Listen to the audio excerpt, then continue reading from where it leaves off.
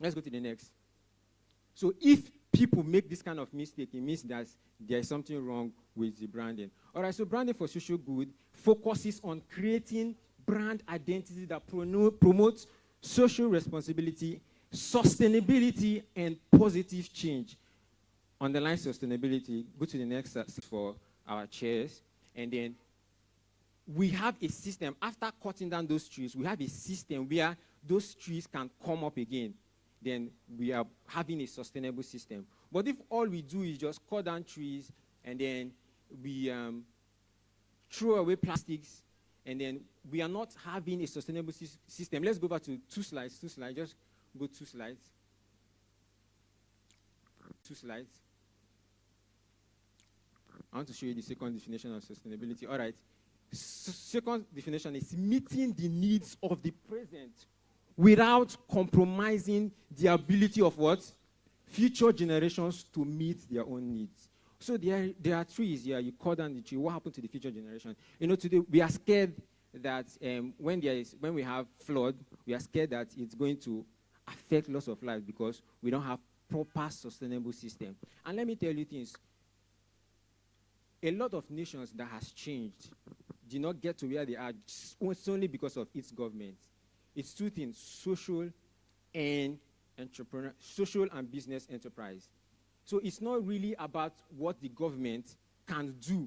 It's about what we can do on our own. Because it's not the government that litter the streets, cause a lot of havoc to our environment. It's mostly us. Are we together? Let's go back to the next slide. Are you sleeping? All right, so some examples of social impact brands. Personal brand, we have Tony Robbins. Tony Robbins did an amazing stuff. He had a coaching program of over $100,000. And as he was launching that product, that coaching program, he said that 90% of revenues from that program goes to his vision or his project of feeding 1 billion people on earth. So everybody that wants to sign up for that program, they don't feel like they are just signing up for that program to give him money. They feel that they are being part of feeding 1 billion people. Are we together? Social impact. Second is, Bonaba and the video is there, so that I didn't put Whiskey. Corporate brand, we have Nike Story, we have MTN Foundation, then we have Guinness, Nigeria, Water and Life Initiative, tech brand. Andela is doing an awesome work. You know Andela, right? Yes. Then social impact, Jobberman is doing an awesome work too. You know Jobberman, right? Next slide, please. All right, so what are the sustainability issues in Nigeria? Let's go over to the next slide, please. All right, we have plastic pollution. I will not read all of them. Plastic pollution, Nigeria generates over 3 million tons of plastic waste annually, with most ending up in oceans. You know, when this thing goes to the ocean, they kill phytoplankton. Phytoplankton contributes to 85% of oxygen that we breathe.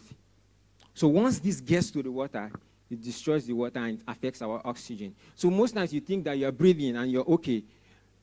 Humans have incredible ability to adapt. So you might just adjust and adapt to a wrong kind of oxygen or a wrong kind of air, and you think that it's fine, it's okay.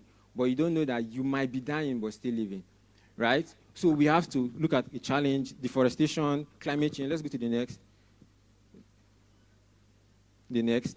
Social sustainability issues. Education, with over 100 million Nigerian children out of schools, with many more receiving substandard education. Go to the next. We have, for economical sustainability issues, we have unemployment, poverty, infrastructure, corruption. Go to the next. So what can you do? To the next slide, please. All right. So what can you do? Number one, you can raise awareness and promote education on sustainability. You don't have to be the coder creating something.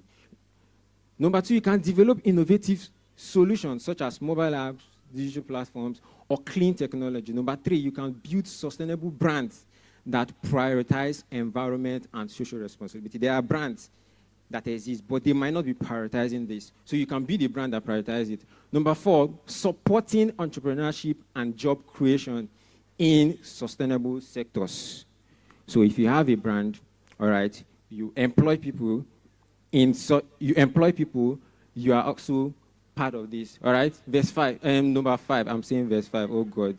Being a man of God. I'm not apologetic about that. I won't apologize. All right, verse 5. Fostering partnerships and collaborations. So you might not be the person, doing it actively, but if you can, you can donate your skill. You can collaborate with someone doing it. You are part of this. All right, let's go to the next. The next, please. Okay, so, finally, Matthew chapter 6, verse 22. If your eyes be single, your whole body will be flooded with light. So, when I was meeting people out here, I did software engineering in school. Also graduated with computer science. I don't program. I prefer managing a team. That's my strength. My eyes are single when it comes to that. So you might be the programmer. You might be whatever it is. Go over to the next slide. You might do any role. You have to have a single eye. Don't just jump. Tomorrow is tap swap. We are all tapping. Next tomorrow will be another thing. We are all doing it. Look for where your calling is, and then build a single eye. Create. What single eye does is that when you sleep, you're thinking about an idea. You wake up, think about that idea. You read about the idea. You sleep. There's no way you will not get an idea that has never existed before because you are spirit. And if you are being consumed with that idea because of singleness of purpose and focus, you will definitely have an idea that will change the world. All right, let's go to the next. Finally, next slide, please. Chim. All right, so the future is bright because we are the light of the world, and we are deciding today to shine the light. Can we say that? I'm the light of the world, and I'm deciding today to shine the light. I can't believe I delivered in time. All right, can we have questions, please?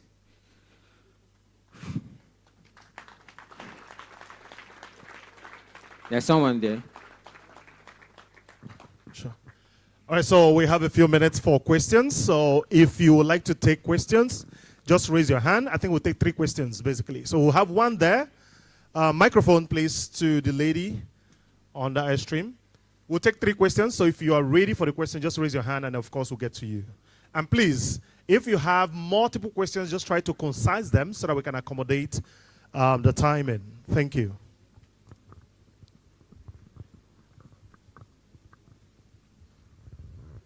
Hello, my name is Desiree Stephanie Villa. I'm a digital marketer and a social media manager. So I love the part you talked about personal branding and how it has to align with your mission and your vision. So I already have a personal brand I'm trying to project for myself, which I'm already studying on LinkedIn. So I have some plans or dreams for myself for 2025, which I wasn't able to fulfill this year for myself. So I would like to ask, you said something about a real estate company using Pink. So thank you. For someone who's into maybe digital marketing or social media management like what I do, what would you think would be the best way to align myself to project my personal brand out there better, and not just to get clients from Nigeria, but also to other parts of the world that I'm trying to get from? I don't know if you're getting my question right. Okay, though I already know what my mission and my vision is. Okay. I've already written them down. I've already created a mood board for myself for 2025, which I want. So how do you think I can help myself to make all this thing come to fruition? Thank you. Okay, I think the best way to build a personal brand is to adopt thought leadership. Thought leadership is projecting yourself out there as an authority in a field. You are a knowledge expert. You are dishing out information. You are making people perceive you as someone of value when it comes to a particular field. So you are there dishing out knowledge through video content, through write-ups, and then you are hosting signature events. I call this signature event because you're not just hosting events because you want to host events. You're hosting events in line with your calling. So when you're hosting an event, you are doing 2 times marketing. So you're either marketing at the event, or people who are seeing the event and you, they tend to, because you're hosting that event, they tend to see that you're an authority in that field. Are we together? Are you following? So you host an event, and then Beyond that, you are collaborating with people within that niche. And then you are growing. Okay, you are hosting events, you are sharing knowledge, you are collaborating with people in that field, and then you are growing in the process. People want to do business with you, not because, a lot of people want to do business. People who call me to do their designs. I don't do designs of 10K, 5K. I've branding. I do graphic designs for events, all right? So I charge something like 100, 500K. So people don't call me to do business because I am good at my designs. They call me because of my name and my personal brand. They feel proud to be associated with me, to say that I was the one that handled their design. We're together now. So that's the power of a personal brand. They want to associate with you, not necessarily because of your expertise. Of course, you've built expertise over time, but they want to associate with you because of the power of your personal brand. Do you understand? Yes. So it's just about showing up consistently for people to see. You don't have to be bored with a lot of people, a lot of girls get bored with their colors. They are like, I've used green too much. Let me change to pink. As you change to pink, people are confused. Where is this guy coming from? Who is this different person? You don't have to be broad. Branding is all about repetition. Second question, please. Good morning. Good morning, sir. My name is Samuel. So I'm a tech instructor and a software engineer who specializes at the back end. So here's my question. For someone who has a lot of interests, for example, now I'm a tech enthusiast and I'm also a business person by passion, and I also have more other interests. How do I manage all these interests? Okay. So I have to separate them or collapse them together. So I think this is very important to note. Branding is not about what you do. It's about how you do what you do. Branding is not about what you do. It's about how you do it. So if people can expect the same thing from you across board, each time they interact with you, they are getting the same feeling and emotions from you. Maybe you are warm, you are receptive, you are smart, you are intelligent. Then you go into real estate, you are the same thing. You go into tech, you are the same thing. Then you have a brand. So branding is not about what you do, because a lot of people think, let me just be doing one thing, let people know that this is what I do. That is one part of it. But branding is not about what you do, it's about how you do it. So if they can have the same emotions from, I don't know if there will be time to share this story. Let's say, for instance, when you buy an Apple phone, for instance, everybody wants to take a selfie. In fact, some people will have to turn the camera. Guy, you can actually hold the phone like this. We're turning the camera, let everybody see the camera bump. Because Apple don't sell products, they don't sell gadgets. They sell aesthetic appeal, they sell design. They sell the feeling that makes you, even if you're in a dirty toilet, you want to stand in front of a mirror and show everybody your camera bump. That's the feeling that they are selling. All right? So across all their devices, people that use MacBook now, they will stand in front, they will show you. They want to take pictures. That's the feeling that they sell. So whatever product of Apple that you buy, you expect the same feelings across board. They have a brand. So whether you are doing tech, you are doing this one, maybe tomorrow you decide to open a church, whatever thing you are doing. So if people can expect to have the same emotion from you across board, brand. Thank you so much. Please, can we? Sure. Okay. Interested in things like branding, you know exactly who to be speaking with. And of course, in a bit, we'll be sharing how you can connect with Dunamis, just in case you missed the slide on the screen. Now, the easiest way to connect with Dunamis is to go to the link you registered the section with, the bit.ly/DevFestBHC24. Now, when you go there, and you scroll down a little bit, you're going to see all the speakers that have spoken here at your own time and pace.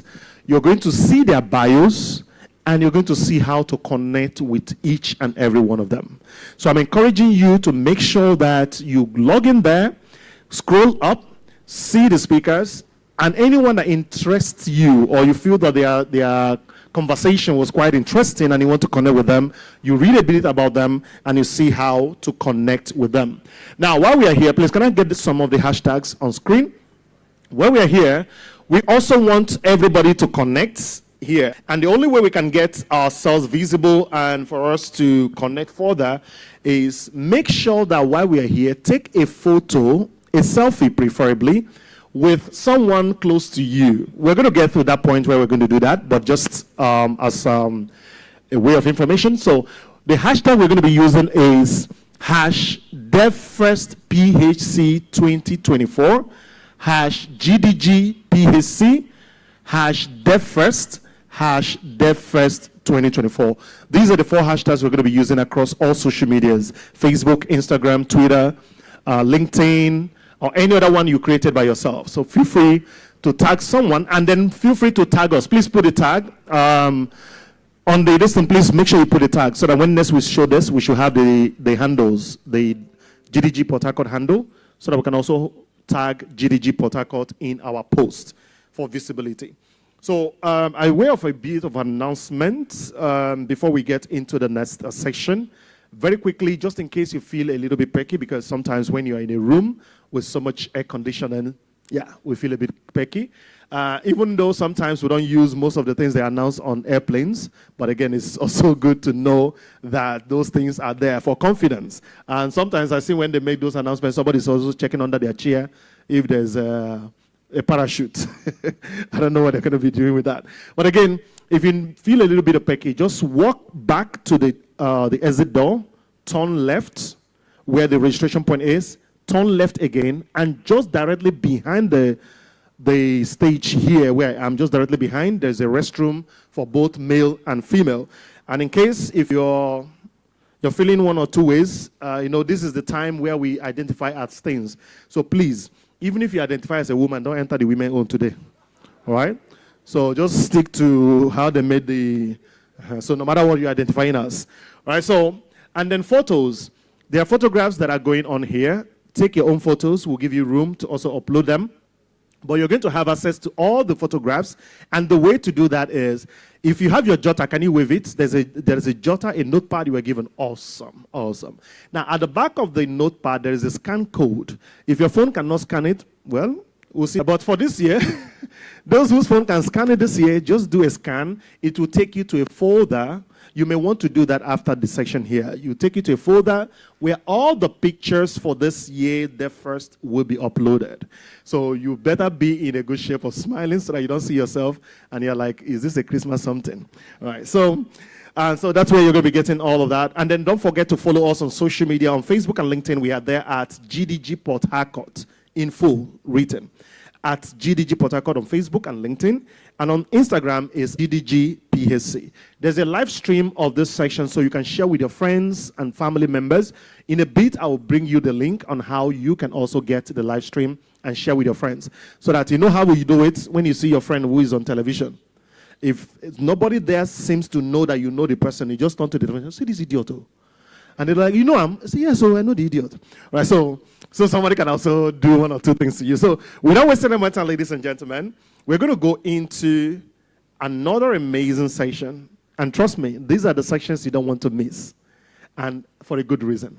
So for the next few minutes, we're going to have a tech and business innovation leader, an angel investor. For those of us looking for investment, you now know where to be looking. And an African secondary city-focused fund manager with over 2 decades experience in business communication and community leadership. He's arguably the foremost advocate for startup entrepreneurship ecosystem development in Nigeria, with special focus on the South, South, Southeast through the Startup South.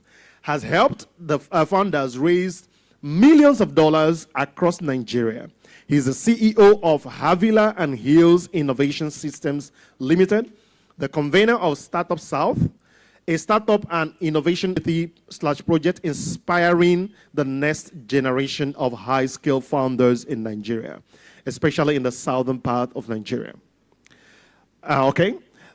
Region, yes. He serves as the director at SSE Angel Network, communication director at Imo Economic Summit Group, and general partner at Rebel Seed Capital. Ladies and gentlemen, by now you should have known exactly who I am speaking to.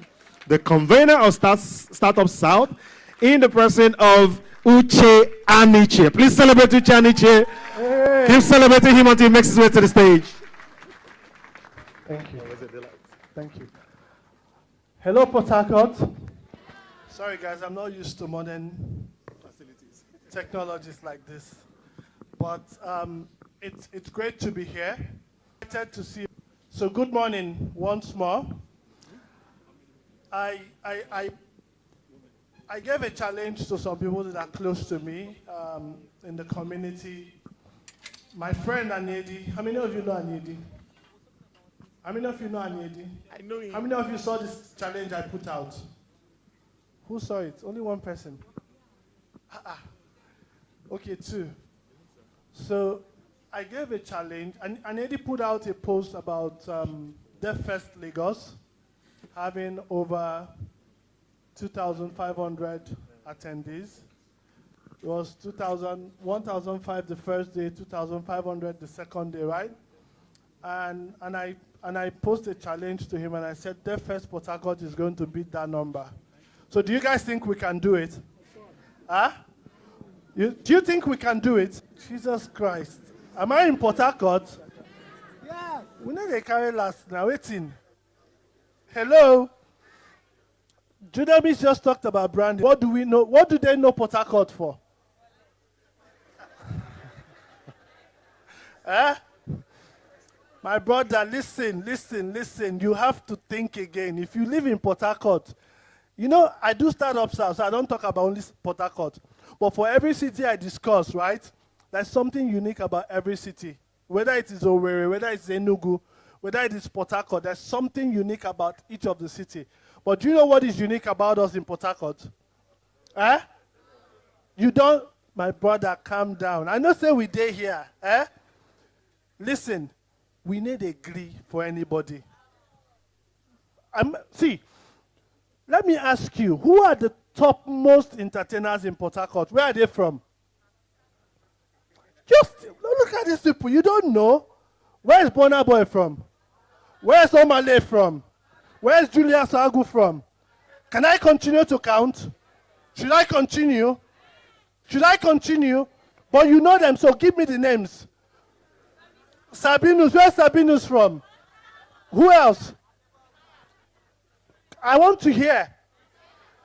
Where's Timaya from? My brother Timaya from here. Forget where in grow. So what did they talk? So we need, where you think Timaya from? Eh? I be Diobu boy.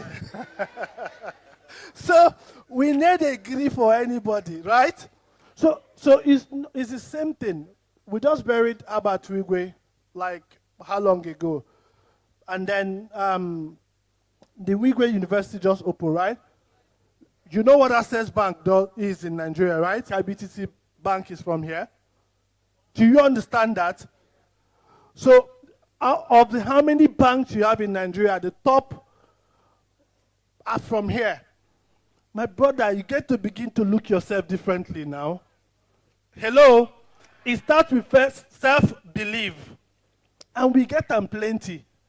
Dunamis was talking about branding. Dunamis, thank you, by the way, for that. Branding is not just about the colors. It's not just about, it's about what you believe about yourself as well. And how you say those things. Do you understand? I believe that we can beat Lagos. Some people still, after all the ginger, some people still don't agree. Do you not believe that we can beat Lagos? There are some of your friends that should be here now. Eh? Or I find out where they are. Are they coming here already? Eh? Now, that's the first one. Just send a message now, that urgent message now. Say, I won't see you here. Nah. You have 60 seconds to do that. Hello? You have 60 seconds to do that. Who is doing it already? Guy, want to work with me now. Come on. When I want to make, Oh yeah, so more cooperate. Oh yeah, 60 seconds. Have you sent the message? Have you sent it? Now the second thing you do for me, you saw the hashtags, right? I'm interested in the first one. DevFest PhD 24. Hello? Now, I want you to take a selfie now. I know that the MC is supposed to do that at some point, but this is what I want to do. Before I came up here, I checked on Facebook, I checked on Twitter, right? And almost all the DevFests that have been held this year from around here, none of them had averaged over 1,000 posts on social medias. None of them. I mean, around here, I've been following Owerri, Aba, and the rest of them. But you know what I want to do? We're almost 1,000 here already. Eh? Hello? We're almost 1,000 here already. Now, this is what I want you to do. Before I finish talking and I go down, my this and already go, I never even talk. Eh? But if now it's not achieved with this, I'm okay. Now, before I finish talking and I go down, I want us to cross over 1,000 posts on Facebook and on Twitter. Hello? So it means you may have to post like 2 or 3 times. How many of you are in? Kai, what's in there happen? I need to see the ginger. If you want to make I talk, if not, I could just go down. I want to feel you. So how many of you are in? If you're in, let me say, just wave in. It's unfortunate, but guess what? It is that way because of certain things that you need to know. In 2010, the picture of a successful founder or a founder will look like a young boy that either just graduated from school or has dropped out of school carrying a knapsack. Is that correct? Is that correct? Yeah. In 2010, how many of you have been around to know this story? Eh? But in 2024, what would the picture of a successful founder look like? Who can tell me? Huh? Jeez, they follow me so. Who can tell me? Huh? I know some people know it. Just be confident enough to say it. Huh? Okay, so they will look like a young man in the mid-30s or close to 40s, wearing a simple T-shirt and a jacket. Not a hoodie. Okay, what I didn't add in 2010 was a hoodie with a knapsack, right? They'll most likely be wearing a simple T-shirt and a jacket and maybe a jean, right? Now, what am I trying to drive at? A lot of us technologists, before I say that, how many of us in this room today are not core technologists? Don't feel, I'm going somewhere with this, and I don't want you to feel, don't feel like we want to discriminate against you. How many of you are not programmers? You're not a programmer. You're not a digital marketer. You're not a UI UX designer. I want to see your hand. Yeah? Good. I can only see designer. You don't do anything in tech at all. Okay? So look around you. Those of you that are technologists, look around you and see the hands up. I want you to see the hands. Please keep your hands up. Okay, good. You see, in a hall of almost 1,000 people, there are just about 10 or 20 people that are not. So this is why the announcement that happened will not be in Port Harcourt. Hello? Hello? That doesn't make sense. I'm hard, right? I'm hard on you, right? Am I right? Should I tell you the truth? So the announcement will not happen in Port Harcourt because a lot of us that are technologists see technology as some shiny things that, because we can code, we just think, if I just have one idea, if I just get one idea and I can program it, the next thing is I need to get investor and I don't blow. Is that not true? Am I speaking your mind? Right?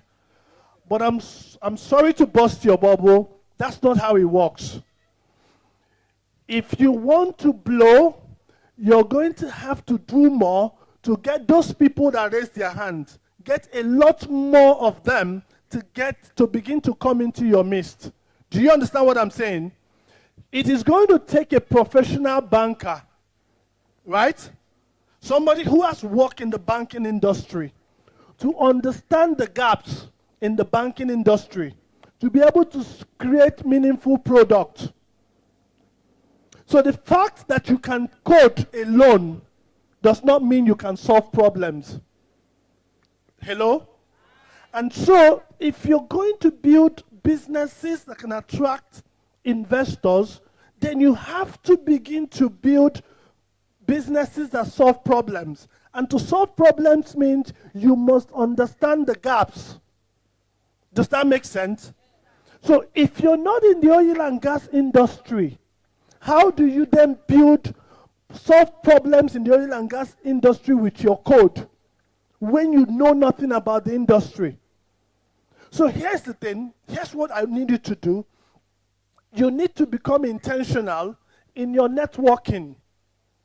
You need to become intentional in how you get involved with the people in those industries. It doesn't matter, just get involved. So it's not only tech events that you attend. Hello? If they call a business event tomorrow, a lot of you will not show up. Hello? But you want to build a business. How? Hello? If we organize a business event tomorrow and say it's a business event, we don't call them tech event though.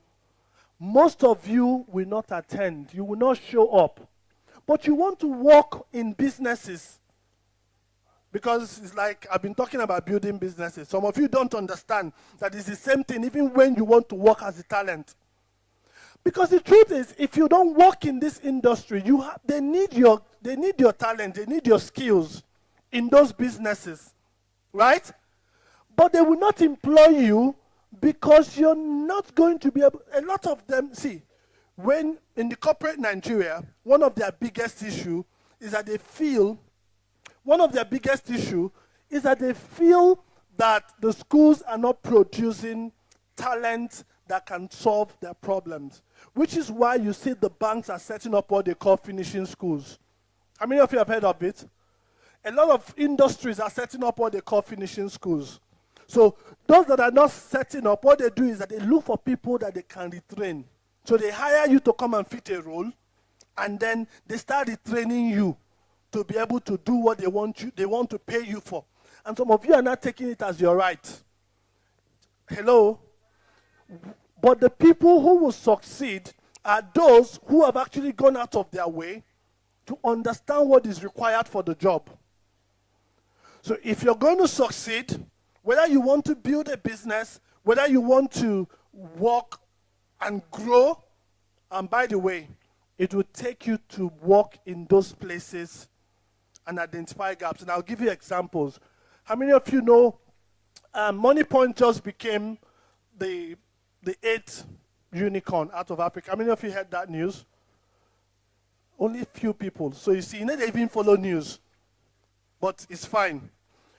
I'm saying all of this so that you understand that to achieve what, because, I'm sorry, very soon, I know a lot of you, you'll soon say there's nothing happening in Port Harcourt. I want to, complete it now. There's nothing happening in Port Harcourt. I want to move to Lagos. But sure, even when you move to Lagos and you don't follow news, nothing is going to happen for you. Do you understand? So it's not the place. In as much as the place is important. Okay? Thank you. In as much as the place is important, it is not about the place. Do you get it? It's about what you put in. It's about you first and foremost. There are lots of people here in Port Harcourt making the place work. What is your role? What are you doing? Hello? What is your role? So, my thought and the summary of everything I'm trying to say is that if you are going to become better, if you're going to make Port Harcourt better, if you're going to have more announcements of investors investing in startups, the announcements coming out of Port Harcourt, then all of us in Port Harcourt, we need to begin to change how we understand this whole space. That's a summary of everything I'm saying. And I hope you got the gist. Did you get the gist? I'm sure I'm supposed to have some time for questions, right? Yeah, I'll take a few minutes for questions, about 3 minutes. Okay. So, while they're passing the mic around, I'd just like to say that if you're looking for communities, for instance, where you can, network with professionals generally, then the Startup Stack community is open for everybody, right? So, we have Startup Stack community across different states in the region and beyond. What's the definition? It doesn't matter. How many people live in Port Harcourt? Hello? Hello, guys? That's the problem. How many people? What is the population of Port Harcourt? River State is about 5.5 million people, isn't it? River State. And Port Harcourt has more than 60% of that population, true or false? That means that over 3 million people live in the geographical location that we refer to as Port Harcourt, which obviously will be Faga and Obiakpo, isn't it? Isn't that correct? So are you trying to tell me that the entire 3 million people in Port Harcourt is these people we have here now? So for crying out loud, if you want to have 5 events the same day, I don't care, all right? What I want to know is, are you able to drive participation to those events? That's what I'm interested in. If you can drive participation to those events, so if I have 5 events that are filled up, it tells well of us as Port Harcourt people. And I don't think it's a negative thing. Guys, please, we have to work on this. Now look at this, you're saying, hey, I'm sure you're referring to, say, like, Her Tech Trail, for instance, held, and at the same day that Her Tech Trail held, Borderless was holding, right? That's what you're referring to. That's Pictama Miriano. Or Fufu. Understand what I've just said? When you piece together, when you urinate together, it forms. Do you understand? Now, the implication of that is, if all of us are doing our bit, wherever we are, when we're doing it, it compounds. So let's say that we had Her Tech Trail, we had Borderless, we had maybe another stop, and all of them were full the same day. And they are taking over the internet.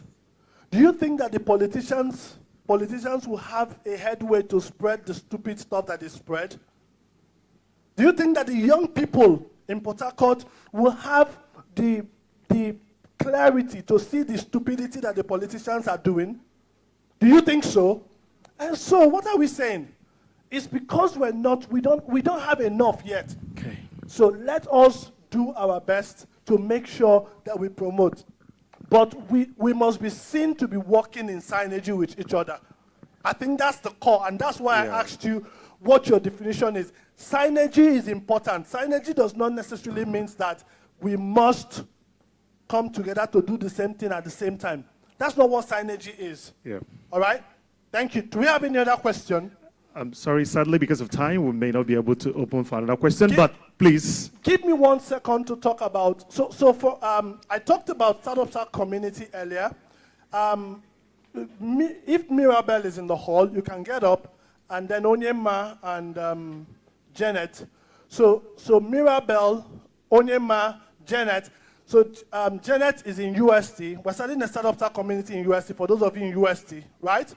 And Janet is the person you should meet. Where's Janet? So, and then we're also starting a Startup Stack community in Port Harcourt. The whole essence is to get this whole startup thing into, so that we understand it, right? So, Onyema is your person you should meet. Then Mirabel, there's a Startup Stack community in Port Harcourt, obviously. And Mirabel is the person to meet if you want to be able to be part of it. And then for those of you stakeholders, we'll be holding a stakeholders hangout much later this year to basically synergize. You talked about synergy, right? Every year, for how many years, you know, right? We've always had, every 2 years, we've always had a stakeholder summit. We move it from city to city to basically talk about how to do things together.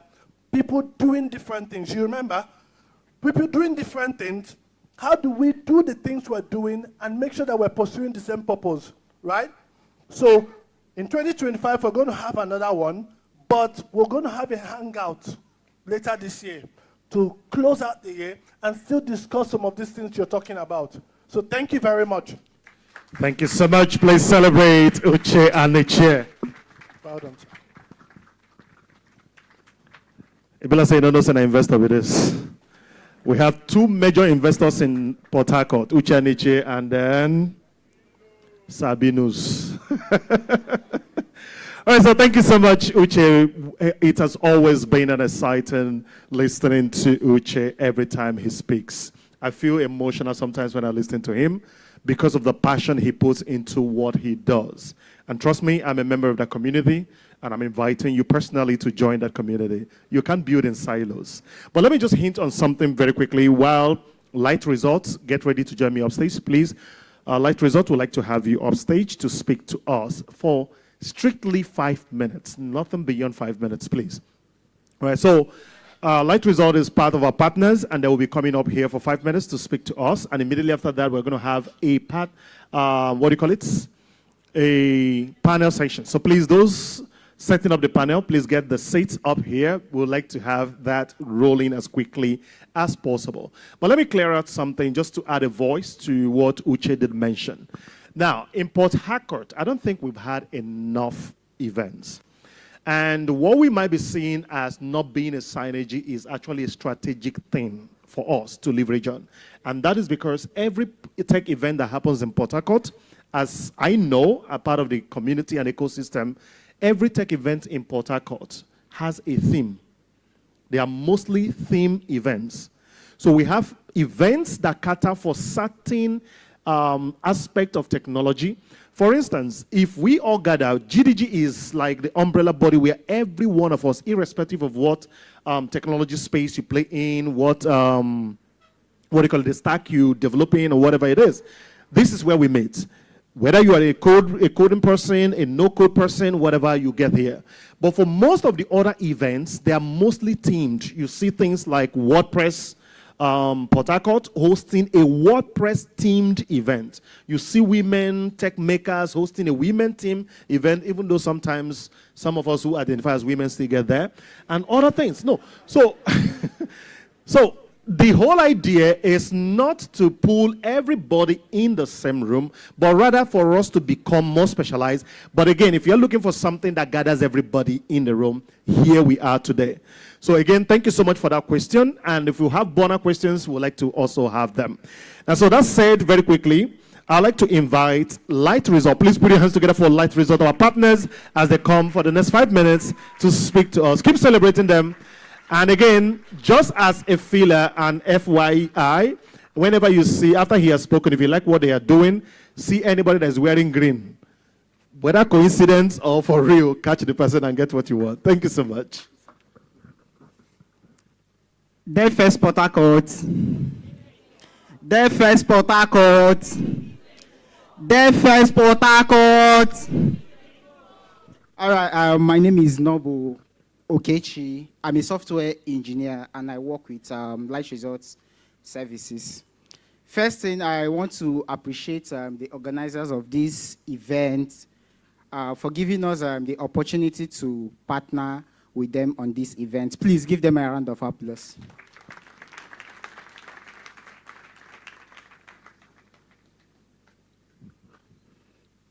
My slide.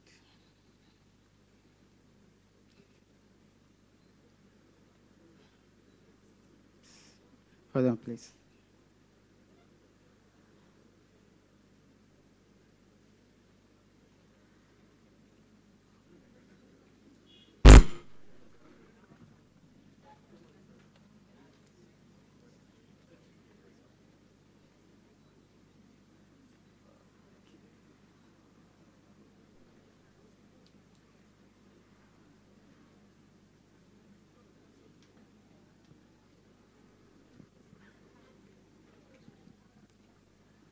Please, the main slide.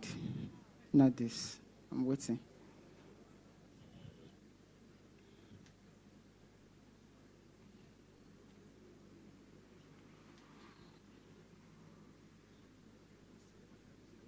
Is it? No, no. There's a PowerPoint slide. Yes. They say what they have, they saw is a video, not a PowerPoint slide. All right. All right. I'm here to represent Light Resorts. But before I start, okay, we had this slide, but since he's not here yet, I think we can proceed. So before I start, I want to speak on just a brief section on a topic that says the struggle and success in tech. Okay, today, this particular topic is being inspired by a story of a guy I met some time ago. That was 2021 at DevFest, Owerri. So after the event, this guy met me. He expressed himself, okay, although he's still a newbie. So he had a lot of amazing things about tech, a lot of softwares that people are building, a lot of startup success stories, and he decided to dive into tech. So on the process, from him, he started with ebooks, YouTube tutorial, and also went far as buying courses online. But this is what happened. At some point, this very guy had a lot of information, but there was no guidance for him. So at some point, he felt overwhelming and felt that tech was not for him. So he felt like giving up until that very day. He said he just wanted to attend this event and see if he can maybe talk to someone to put him through. And luckily for him, we met at that event that very day. So going to Light Resorts. At Light Resorts, I know this particular story, a lot of us in this hall are in that particular shoe. I know we are still struggling, doing self-learning by ourselves, trying our very best to see how we can meet up. So at Light Resorts, we provide clear solutions to these to people like this. So what do? We help, and also we teach and mentor, we guide individuals, especially tech beings. We have a lot of courses at Light Resort that you can subscribe for, that you can register. We currently we have our office here in Port Harcourt. So majorly our courses are both online and offline. That is and physical, because our office is at 141 East West Road, Port Harcourt. So I know you might be wondering, why would you choose Light Resorts? So at Light Resorts, we have clear roadmap for our courses. What do we mean by that? Before we embark on any particular course, there is a clear curriculum that if you're learning a certain topic today, already you know what you're to learn next. Then second reason why you should join Light Resorts is we offer free mentorship for all our students. Now, I'll gladly say, over my years as a software engineer, I'll gladly say that I've not had been in a situation whereby, let's say, I am on a particular bug for more than 48 hours. Now, do you know why? Hello? Okay. Now, the reason is, I know a lot of us in this hall are in that particular shoe that, okay, we face a lot of bugs and we keep on struggling. We have no one to talk to. So why mine is that way is that I'll just tell you that I'm a product of community. I believe in community, and I also believe in mentorship. So irrespective of how difficult that bug could be. Believe me, I have someone ahead that can also help me, not just going online and maybe watching videos and all the rest. So without wasting much of your time, if you have your phone, you can scan this barcode to have access to our courses, or you can visit skills.lightresorts.net. Now, because of our partnership with DevFest Port Harcourt, we decided to give 30% discount on every of our courses. So if you just scan this code, and also we have a lot of our team members all around, and we have our stand outside. So you can just go through our courses. Anyone you feel you want to learn, you can subscribe to them. Thank you. Thank you very much. Thank you so much, our partners. So please, we'd like to encourage, because of want of time, we'd like to encourage everyone who comes up. There is a television screen on my right where we have the timers there. Please stick to the time so that we can all get the benefit of today, and then we get to use the time judiciously. All right, ladies and gentlemen, we're going to be having another amazing session, and I'm particularly interested in the topic of discourse. And because, personally, it has been a conversation that has had me up and running for the last few weeks. I personally lead the Google Sprinter, this Google AI Sprinter across the 55 countries of Africa, where I have been privileged to speak to a lot of government agencies, a lot of governments, and other multinational agencies on how to utilize AI positively for good. So I have been leading that sections with governments of different countries, making sure that they have a framework that they can use to integrate, deploy, develop, and have AI responsibly used. So particularly this conversation is very interesting to me, and I'm so excited with the fact that the person leading this particular conversation around, this is huge.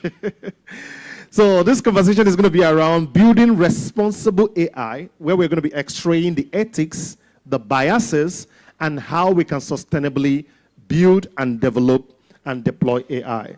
Ladies and gentlemen, I'd like to address us as Beauty plus Brain, even though she is a host, and of course, someone you're going to be very, very elated. But please, caveat, don't focus on her voice. Focus on what they're going to be sharing.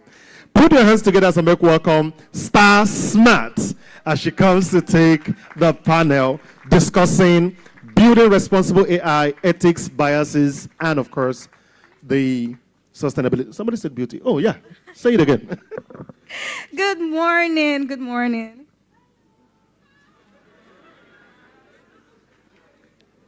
Now you would want to make me repeat, please. We're going to focus on AI, building responsible AI. Good morning again. Good morning, Tech Mind. Good morning, innovators. Are we energized this morning? So I'm going to be taking this panel session, and like he said, we're going to be talking about building responsible AI. And of course, we have our panels with us, really amazing people. But I'm going to say something. In 2024, I don't know if it's to call it the most used aspect of technology or the most innovative aspect, the most efficient. What comes to your mind when you hear me talk about something like this? The most used, the most efficient. What comes to mind? Some people are already calling different types of AI, Chat, GPT, Gemini, etc. AI has been used in various and many ways. Well, let's get started. We're taking this session talking about building responsible AI. We're going to focus on the ethics, the biases, and the sustainability. And number one person, the first person to make our panelists this morning is no other than Chiera. Designer Chi Basil. Please put your hands together. She's Google's Women Tech Makers Ambassador and a product designer. Pardon me if I did not pronounce that correctly. Ralph Benite Jr. Please put your hands together. He is University of Port Harcourt's Google Developers Group's lead. And the next is Wisdom Matthew, a senior back-end engineer. More of the tech minds in the house. Please keep putting those hands together. Let's not get cold. Let's not get cold at all. We just got started. And we have, last on the least, but not the least, of course, Bright Mba, Storyblock product designer. Please put your hands together for these amazing tech minds as they help us delve into building responsible AI, the ethics, biases, and sustainability. Now, I'm sure everyone is privy of what AI is, but then somebody would be like, what's the responsible use of AI? Is there a responsible way to build or use AI? Well, we're going to find all that here in this session. Okay, the first question here is to Bright Mba, and we want to focus on building with AI, how to break down complex product problems till clarity. Now, how do you ensure that solutions align with ethical principles and avoid amplifying biases? Okay, can you hear me? All right, so first of all, to answer this question, I'm going to talk about what a product is. And the first thing is, a product is a series of tasks, right? Every single product you use is just made up of several tasks, right? Now, the task in this sense is the features. So, and when you talk about bias in products, when I say product, it's more about both AI as a product and product using AI. Now, the task here are the features. Now, being biased means you're either biased in the task itself, which is the features, or the process of carrying out the task, which is the experience the users have. Now, the one way you could fix this when it comes to AI is, of course, to give the AI more data to work with, because AI is more about learning with new information that it takes in. So you give it more AI, more data to work with. I'll give you an example. Like there's a product I'm working on for travelers. It's one where, you know, when you want to migrate or relocate to a new country, you, of course, have so many questions, so many resources you need, direction and all of that. So that's where the product comes in.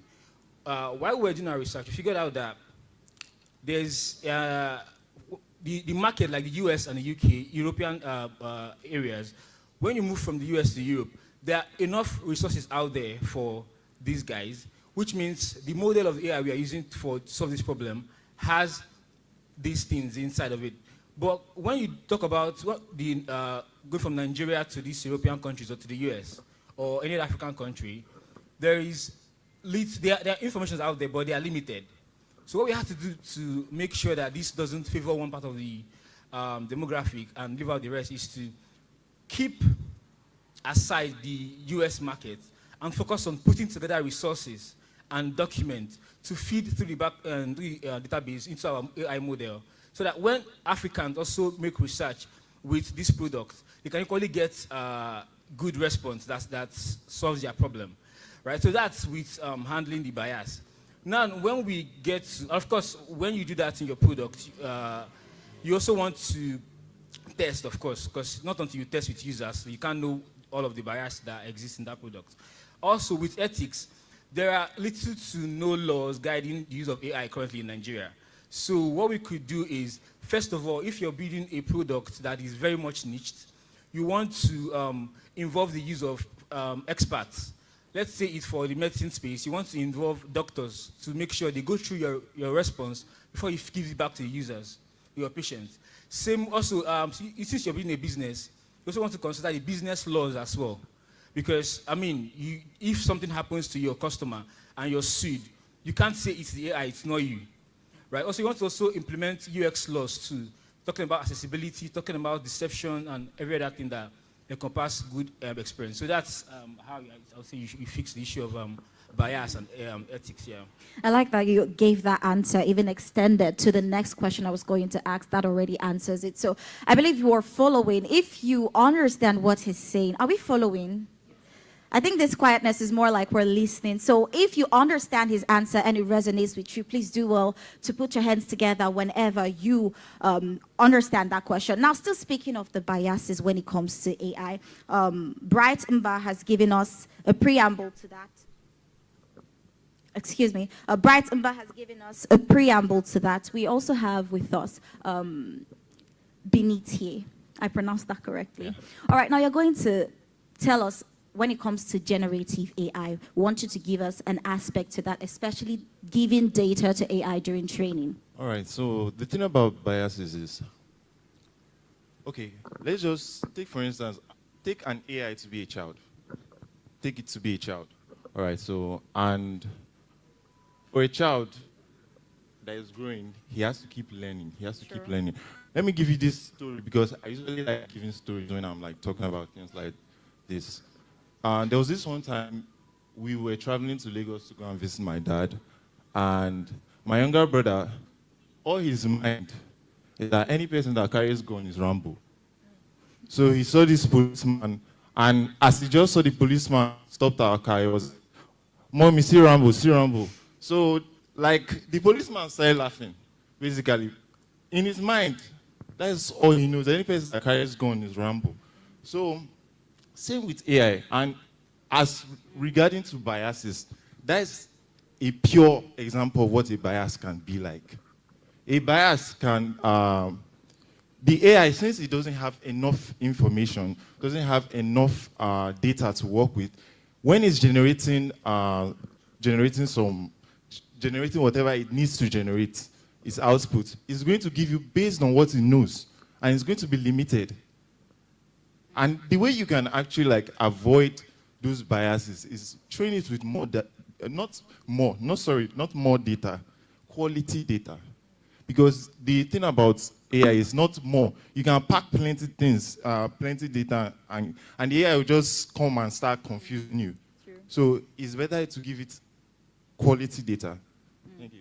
All right, thank you too. I like that we're respecting our time. We should just use like 1 minute for each answer, which is what we're doing so far. And from what he said, if you've used ChatGPT or any of this AI, you can relate to the answers. Are we following? Are we following? Okay, let's head to wisdom. Matthew. When it comes to back-end design, which is what you're into, what measures ensure transparency and bias reduction in back-end AI systems? And how can back-end engineers optimize AI performance while minimizing environmental impact? Because we heard from one speaker talking about the amount of climate change happening due to the environmental status. So, okay, thank you very much. I think that's a very important one. I'll start out. Hope you guys can hear me clearly. I think you have to take it close to your mouth. Okay. Yeah. So I guess I'll start out with the first one, right? That's the first question around ensuring transparency and bias reduction. Bias reduction with back-end AI systems. Yes. So when it comes with ensuring transparency with back-end AI systems, we first start with the data, right? Like Bright mentioned earlier, AI systems are all about data and training, right? So firstly, you want to check the data to ensure that it represents like different groups fairly, and it doesn't lean too much towards one certain type of data. Like Ralph mentioned earlier about showing a child or anyone with gun is a certain person. So obviously, if you see anyone with a gun, you assume, okay, that's the case, right? An example I might create that most of us might be able to relate with is, let's say supposing you're building a voice recognition system for Nigerians, right? The bias that we might end up with is training the data mostly on the 3 ethnic groups we have in Nigeria, which is Igbo, Hausa, and Yoruba. But we have a lot of minority ones, but you end up excluding them. What do you end up with? You end up with a voice recognition system that doesn't understand minority groups. You might end up misunderstanding them or not even recognize them at all. So how do we address this issue when it comes to building these AI systems, right? A good start, like I said, is all about data, not about the quantity, but the quality of the data. Instead of having excess data on one language, you might try to, balance this out and split it across languages, ensuring that all groups are properly represented in the data training, not just the major ones, right? So this way you ensure you have a voice recognition system that understands everybody well, and you end up with a fair and positive experience for everyone. Yeah, I guess the answer is the first one, but I can explain further, but in respect to time. Now that's the spirit. And I was noticing something from all of the answers. One thing has stuck out. I'll ask that to the crowd much later after this session. But right now, one thing has been spoken over and over. And if we do not understand what biases are when it comes to building with AI, we might not really understand the lot of things, wise things that have been said here. So I'll take it back to you. Before I come to you, Chihiro, I'll take it back to you. Explain to the audience what biases when it comes to building with AI is about. Not just biases, the ethical aspect of it. Like you said, we really don't have a lot of restrictions here in Nigeria, but explain what these biases are so we'd understand and be on the same page before we get on with the rest of the session. All right, so with what bias mean, let's assume you're applying for a job and that system was built with AI to filter out the applicant.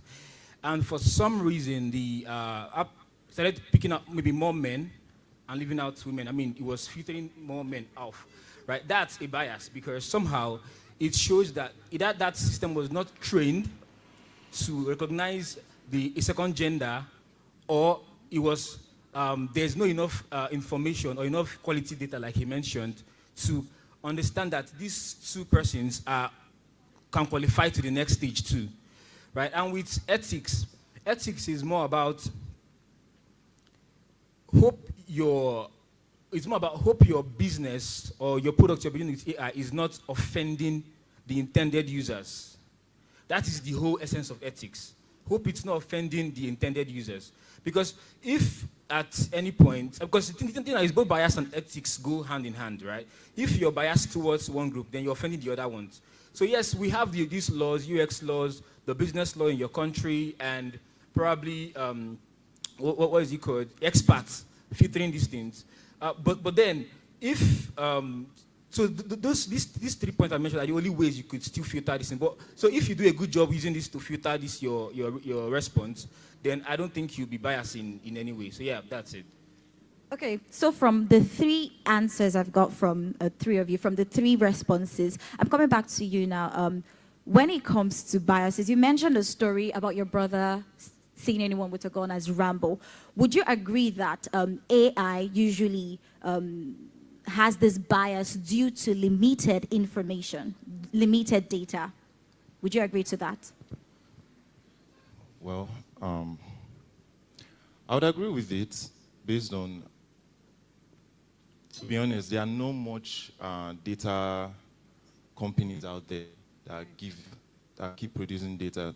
That's why there is, in the AI space, there's more funding for data companies because there's need for more data. Most of the what they call it, the AI models you see out there are just recycled models.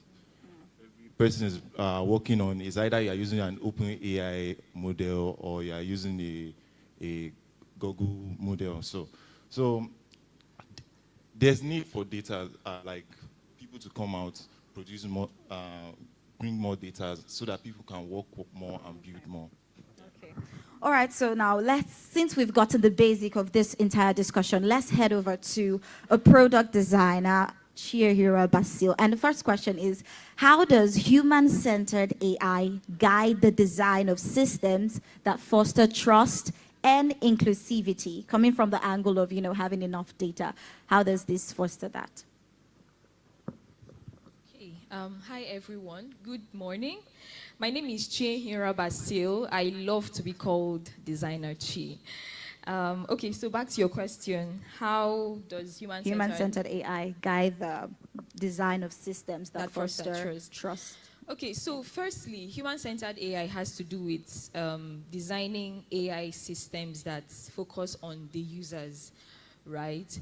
So now how can you now ensure that the AI you're building is human-centered? Firstly, you need to put people first, right? So I think I remember I spoke recently and then I was talking about a relationship, right? So if I'm in a relationship with someone, the only way I can understand that person is if I ask the person questions, okay? So I need to understand the people I am designing for. So if I understand the people I'm designing for, definitely I'll be able to build systems that would solve their problems. Okay, so you need to also ensure that the AI is transparent. How many of us use Gemini here? Everybody. Wow, exciting. You see, so when you open the Gemini interface, the first thing you will see is your name, right? It will say hi blessing or hi star. Okay, so now it calls you by name. It's trying to make you feel, I know you, like, hello Chienhira, you know, what do you want to do today? What question do you want to ask? Okay, and then you can see that when you put in a prompt and you ask Gemini these questions, it could show you the different maybe websites where it got the information from, right? So that's what we call transparency. It's telling you, okay, this is where I got this data from. I did not just get it from somewhere. And that brings me back to what you talked about, you know, quality, right? So now it gathers all this information and then it's able to solve the problem of the user. And also the AI has to protect your privacy. I know we've all seen this stuff on Gemini that is going to tell you that, you know, Gemini could make mistakes. At the same time, Gemini is being reviewed by humans. Okay, so it's telling you that, okay, these are the people that will be looking out for your responses. So you can see that the interface or the product, Gemini, for instance, is really human-centered. So I hope that answers the question. Yeah, it does to a very, very large extent. Now, coming from what you just said, what role does user feedback play in addressing these ethical concerns and building trust? And how can designers ensure AI solutions are impactful? Okay, so like I usually tell my DTA stars whenever we have, you know, feedback sessions, because I usually tell them that you cannot design for the people you do not understand, right? So user feedback is very, very, very important. So if you see most of these products we use now, like WhatsApp, right? I'm going to just say something very relatable. So we've seen that over time, WhatsApp has now improved. I think it's now black and white. Am I just the only one? Is it just me? Everybody, black and green, exactly. So now you've seen that over time, WhatsApp has evolved. Now, if you look at the stats, they will now show you maybe the people you've been recently chatting with. Is it just me that's updated their WhatsApp? Perfect, okay. So now you can see now that they have done lots and lots of user feedback. They've gotten feedback from people, and they're iterating to meet the needs of these users per se. Even though some of us in Nigeria, we are like, what's happening? Why are you guys doing this? Right? But now you can see now that user feedback is very important because you need to understand the people you're designing for. And if you do not understand them well, you won't be able to solve their problems uniquely. So I hope that answers the question. Okay, so that also solves the part of the impact on the users. Exactly. Okay. So we'll have to go back to Mr. Wisdom. Yes, please. Mr. Wisdom, we're looking at, based on the fact that you're into back-end design, Mr. Wisdom, we want to ask, how do you build adaptable and ethical back-end systems as technology evolves? Okay, yeah, when it comes to ensuring that your system stays the same and adaptable and flexible, also meeting AI ethical requirements and demand, right? I think it comes down firstly to ensuring you're building your software application in blocks, right? So things are not like tightly coupled, where if a requirement changes, right, you have to rebuild the whole system from the ground up to meet maybe a new regulation or something, or maybe new industry standards, right? So if you're building your application in blocks, then it means that if a new technology do come up over time, you can always replace one part of your software without having to reinvent everything, right? Then also when it comes to ethics in software engineering, I've been working as a software engineer for a long time now.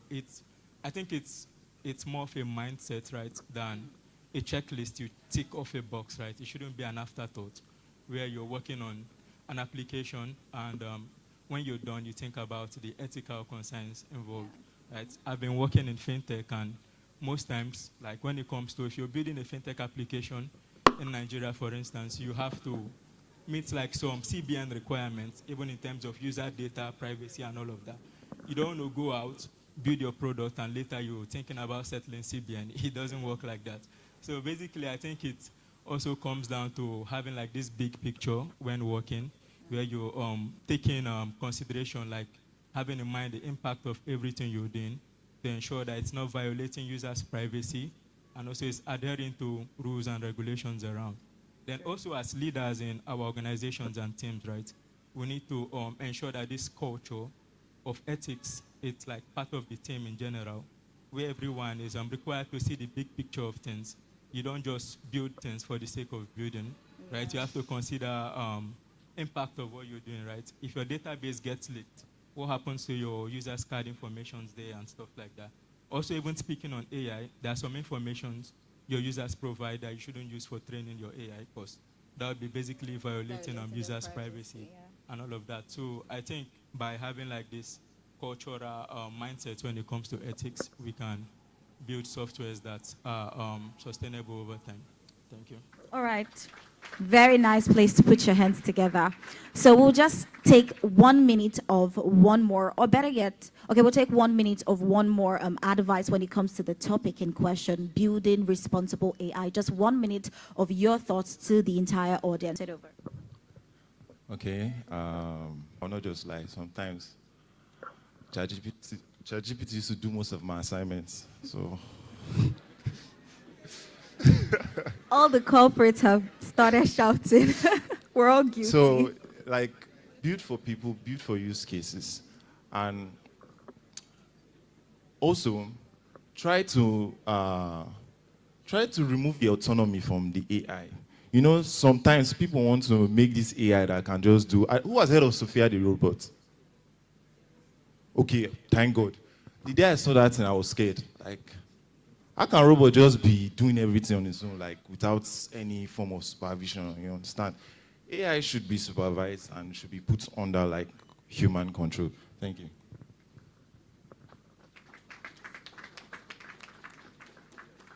Okay, so one small thing I want to say is from a designer's perspective, right? Because I know we may have people in the crowd that could be saying, AI is here to replace designers. You know, I remember one time I talked about, you know, AI and design. People were like, AI is here to replace us. Chi, you will not have a job again. If I could just reach out to the AI and could just design interfaces. But I'm just here to reiterate that AI is here to enhance our skill set. AI is not here to replace you. What you need to do is to embrace AI. Learn the tools, like learn the technologies, understand how to train AI models, right? Because 2025 is going to be massive. So just like we can see now, almost all the DevFest events, we're all talking about AI. So AI is here to stay. So we just need to embrace it and use it ethically. Thank you. All right, thank you.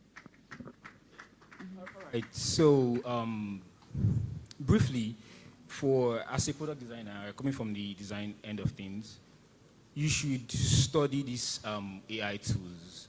Any AI tool you see that comes out, at least give it some minutes, 30 minutes, 1 hour, just go through it, right? Because the last thing you would want as a tech person is to be left behind. So always study these models. Then also as designers, when you're designing AI tools, try and avoid certain jargon, certain big words. I don't know why you're designing for users and you're using the word prompt. I mean, the average students that are supposed to be using their phones don't understand what the word prompt mean, right? So you want to use simple words. And of course, as much as AI is, AI, we are building, all the products now are trying to infuse AI. You should also give, if it's possible, give option to turn off AI in your product, right? And also give warnings too. If your AI is not always correct, mention it there. Tell your users to not to add in sensitive information too, right? You need to guide them because sometimes we leave everything to AI. Right, I have friends that almost everything. I want to lose weight. I want to eat this. Does this add weight? Is there carbs in this food? Right. So limit some of these questions you put because some of these things are trained. Like they are trained with this information you give to it. Right. So you want to limit the things. You want to ask them to limit the things they give with the AI too. So yeah, that's it basically. Okay. Yeah. On my end, I would mainly speak on the part of software engineering. Right. I think. Like others have said, everybody's saying AI. We take away our jobs, right? I use AI too often, and I think it's not taking our jobs yet. But then there will always be like a shift when it comes to how people work, how we do things and stuff. So basically, for me, I don't have to be an expert in a lot of things. I'm a back-end engineer, but for the last few months, I've been writing lots of front-end code without taking any course, which is mainly because of the AI tools I have on my IDs, right? It helps a lot. Like, I don't have to go through documentations upon documentations and having to understand this thing. And at the same time, I think we shouldn't depend too much on AI. Depending too much on AI comes in the form of taking contents generated by these AI tools and not thoroughly reviewing it and updating it to meet your own standards, right? There are cases where I'm working on projects and ChatGPT generates a code for me, and I'm like, it's not like in line with our design patterns and standards, how we do things in our company. It's up to me to modify this and the rest. So I was going through a conversation on LinkedIn where someone was like, he opened a pull request, sorry for going that direction, without reviewing the code generated by AI. So basically, you have like a bunch of code that you don't understand, right? You don't know what's going on. You just open the PRO, and in my head, I'm like, man, you should be fired, because you don't do things like that, right? So I think also going for people just getting into tech, right? Initially, when most of us, we started working in tech, we didn't have ChatGPT. We had Stack Overflow. I don't know when last I opened that guy. So yeah, we have Stack Overflow, and you have to Google stuff. You have to be thorough when it comes to researching. But then you see like lots of junior engineers and new people in tech just basically leaving everything to AI, and one day you would crash your server and they will fire you. So yeah, I think we should be more thorough. Thank you. I think this is a very good place to put your hands together. Please put your hands together louder this time for all of our panelists. They've said very amazing and impactful words here this morning. Let's see if we've forgotten. DevFest Port Harcourt. I think during this panel session, let's do something else. DevFest Port Harcourt 2024, and we say building responsibly with AI. Are we good? Yeah. DevFest Port Harcourt 2024. That's the spirit. So this is your chance we're going to take just 3-4 questions, because I think we have just 10 minutes for the questions. So you're going to, if you have a question quickly, can we have someone pass the mic to people in the audience? Okay, we have a hand up here. Okay, we have a hand up in front as well. So, yes, please. So we're going to take the questions quickly. We can all agree AI is indeed revolutionizing our world, but it's not going to take our jobs from us. Hello. There's someone there after him, yeah. All right, thank you very much. Uchenna is my name. Okay. The question is directed to Bright and Benite.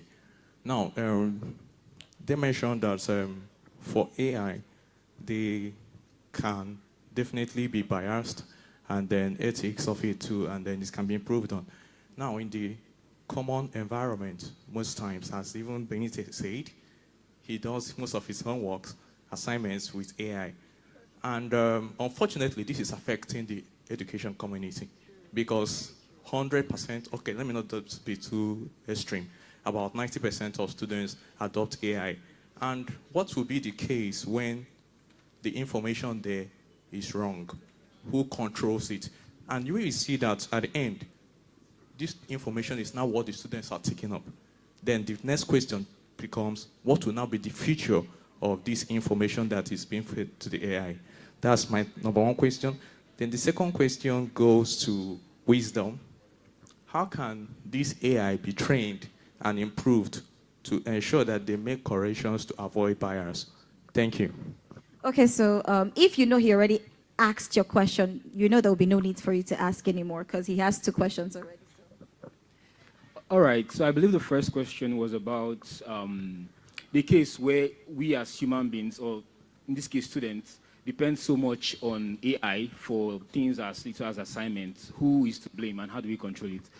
Well, one thing you understand is human beings are human beings, right? The worst that will happen is we'll get to a point where people start saying, no, now it's my product does this and that with AI.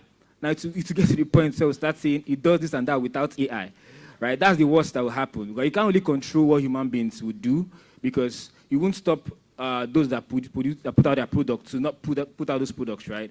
Because you also understand that even lecturers start using AIs now, right? So you can't control it. There's not so much that I can do aside you as a human being deciding that you want to do what's right and learn to, yeah. All right. Someone else there had a question. Okay, yes. The hand up, please. Yes. All right. Good afternoon. My question goes to Mr. Matthew. The question goes like this. In a crucial AI system, how do we